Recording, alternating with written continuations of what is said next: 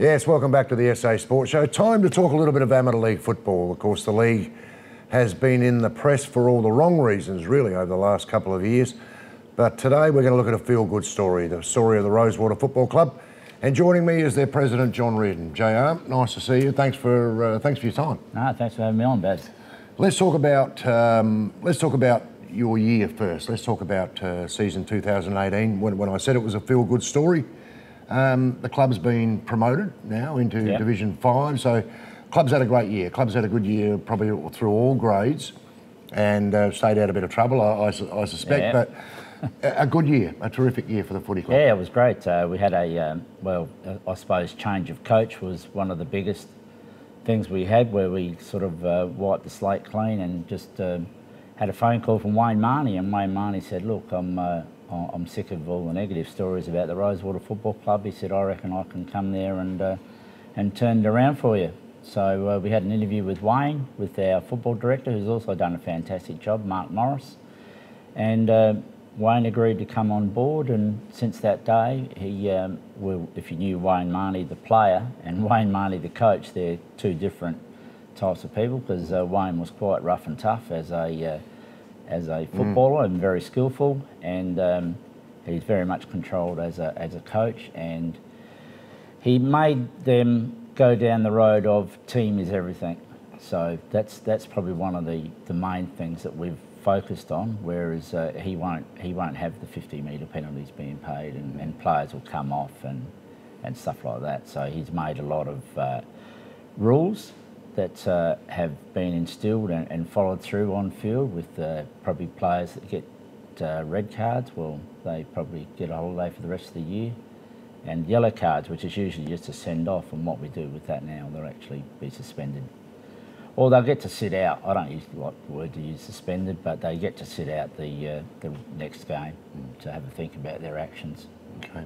Now, you had a pretty good year. I said you had a good year.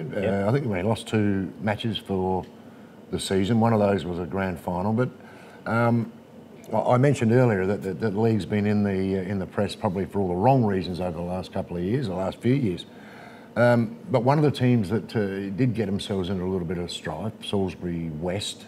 Yep. You were due to play in a second semi, I believe, here at Rosewater.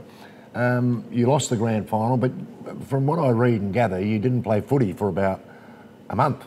Or close to a month before the grand final. Definitely 3 weeks. Most of the players hadn't played for, and half the side hadn't played for 4 weeks. Now, whether that says, that we lost the grand final because of that, who would know? But I'd say to Trinity, well done.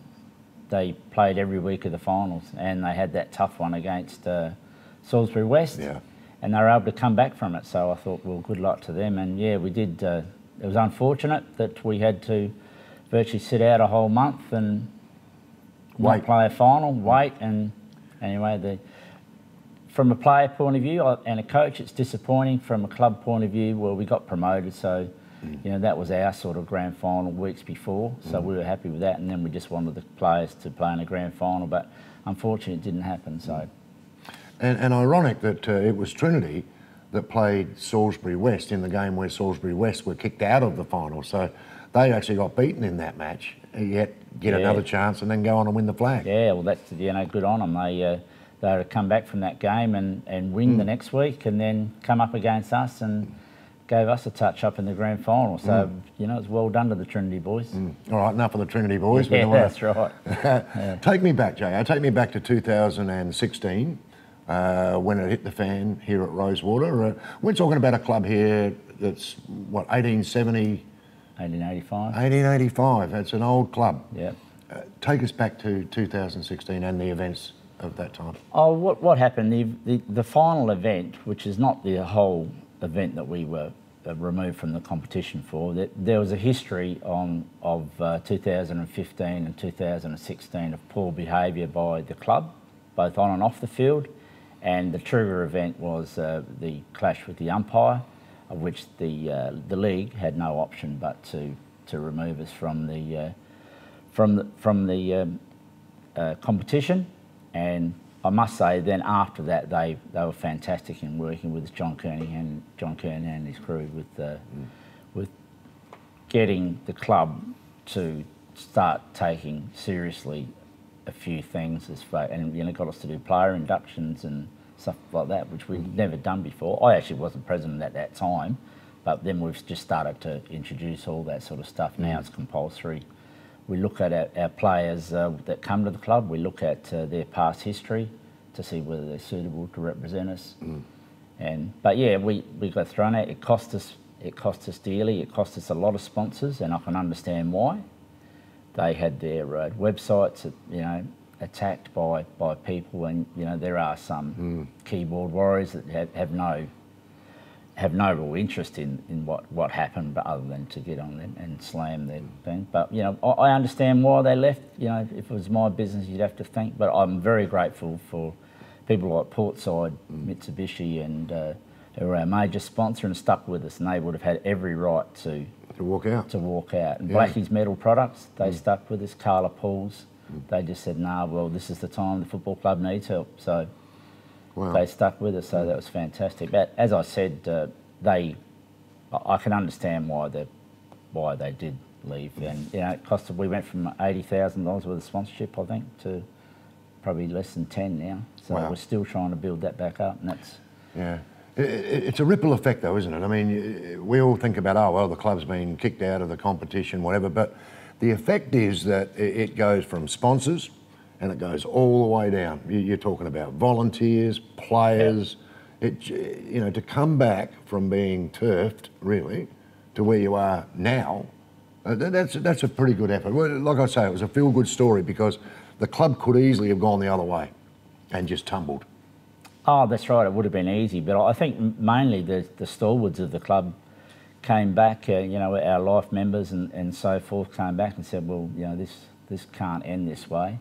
We're gonna get together and we're going to change it all around." And that's what's been the turning point of the club to do that. And even like Joe Weatherall was premier at the time of the incidents, and he could easily have walked out on us, but he came here and he actually assisted us in the turnaround, and he also said he stayed with us there were provisos.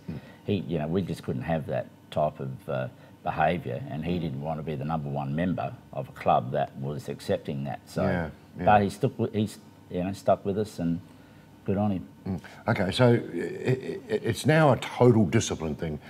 What is the club, what are the rules behind the club now from the amateur league? Is there a system in place where if you muck up down the grade, you're going to get docked this, or is that still in place? Or No, we've actually, I've had word from John Kernahan, the CEO of Adelaide Footy League, to say that it's been removed over 2 years. They're very happy with our behaviour over the last 2 years, and we've turned a lot of things around, and that's actually been removed at the moment. So we haven't got an amended affiliation agreement.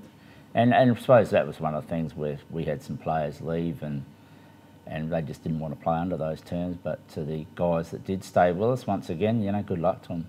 Well, that's amazing, because you lose players, you have to virtually bring in, I don't know how many players you lost in 2017 season, but it sounds like quite a few. Yeah. To get back on your feet and get players to this football club, that cannot be an easy feat, given the press that the Rosewater Footy Club copped.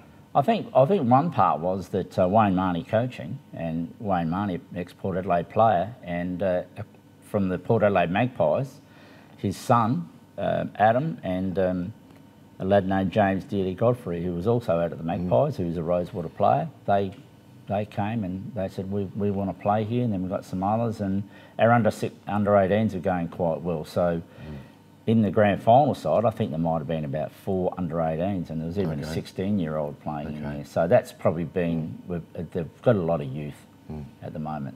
Rich history though, just very quickly, you run me through a few names that have played at this footy club that have gone on.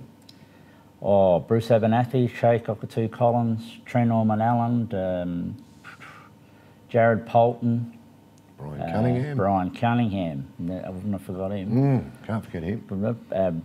Paul Belton. There's more, and I'll forget some. Kimmy Kinnear.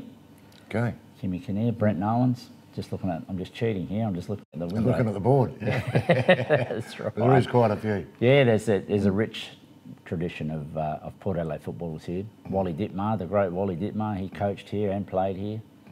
So, yeah, it's a good club. Congratulations on what you've done, because, like I say, this is no mean feat to resurrect the club, because that's what's happened here. Now you've got yourself promoted into Divi 5. It's a climb back, because once upon a time a very proud and very strong A1 amateur football club, Rosewater. Yeah, that's right. So congratulations on your job. Are you going to remain as president? Yeah, I'll be. Well, we've got our annual general meeting. I intend to run again. Okay. I don't think I can be impeached for anything. Okay. And Wayne Marnie, very quickly. Wayne Marnie coaching again, and looking forward to it. Okay, mate. Thanks for your time. I really appreciate it. Good on Johnny you, Baz. Reardon, the president of the Rosewater Football Club. A feel good story for the amateur league.